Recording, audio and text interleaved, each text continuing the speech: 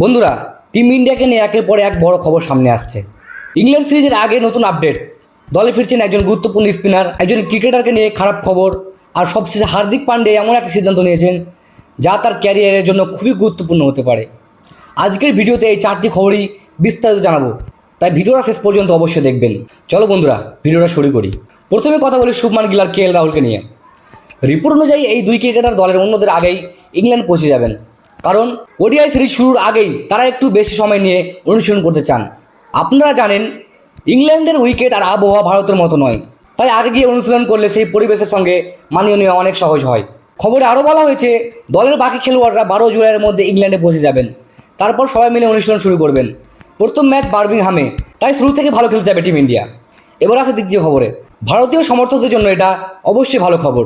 চোটের কারণে আয়ারল্যান্ডের বিপক্ষে টি20 সিরিজ খেলতে পারেনি বরুণ চক্রবর্তী, তবে এখন তিনি সুস্থ হয়ে ইংল্যান্ড সিরিজের জন্য ভারতীয় দলে যোগ দিয়েছেন।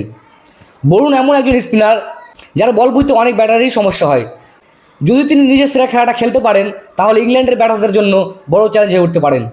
এবার আসি এমন একটি খবরে যা ভারতীয় সমর্থকদের একটু হতাশ করতে পারে। নীতিশ কুমার রেড্ডি এখনও পুরোপুরি সুস্থ হননি।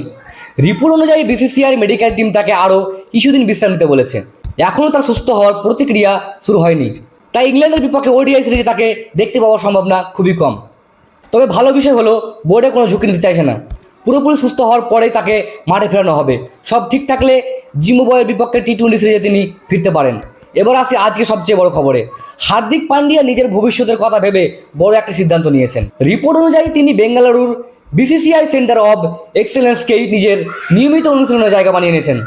এখন থেকে তিনি সেখানেই ফিটনেস চোট থেকে সুস্থ হওয়া এবং নিজের খেলার ওপর আরও বেশি কাজ করবেন। রিপোর্টে আরও বলা হয়েছে হার্দিক আগামী 5-6 বছর ভারতীয় দলের হয়ে খেলতে চান। গত কয়েক বছর চোটের জন্য তাকে অনেক ম্যাচ মিস করতে হয়েছে, তাই এবার তিনি নিজের শরীরের দিকে বেশি নজর দিচ্ছেন। হার্দিক যদি পুরোপুরি ফিট থাকতে পারেন তাহলে সেটা ভারতীয় দলের জন্য দারুণ খবর, কারণ তিনি ব্যাট, বল আর ফিল্ডিং 3 দিক থেকেই ম্যাচ জেতানোর ক্ষমতা রাখেন। সব মিলিয়ে আজকে 4টি খবরই ভারতীয় ক্রিকেটের জন্য খুবই গুরুত্বপূর্ণ। একদিকে শুভমান গিল আর KL রাহুলের আগে ভাগে ইংল্যান্ড যাওয়া, অন্যদিকে বরুণ চক্রবর্তী দলে ফেরা, নীতিশ কুমার রেড্ডির চোটের আপডেট আর হার্দিক পান্ডিয়ার নতুন সিদ্ধান্ত। এখন দেখার বিষয় এই সব সিদ্ধান্ত আর প্রস্তুতির প্রভাব মাঠে কতটা দেখা যায়।